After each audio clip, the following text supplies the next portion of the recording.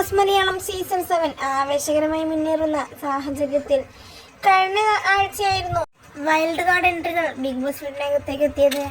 എന്നാൽ 5 പേരും ഒന്നിനൊന്ന് മെച്ചമെന്നല്ലാതെ ആരും തന്നെ ഇപ്പോഴുള്ള മത്സരാർത്ഥികളുടെ അത്രയും തന്നെ ഗെയിം കളിച്ച് മുന്നേറുന്ന ഒരു മത്സരാർത്ഥി പോലും ഇല്ല എന്നുള്ളതാണ് വാസ്തവം.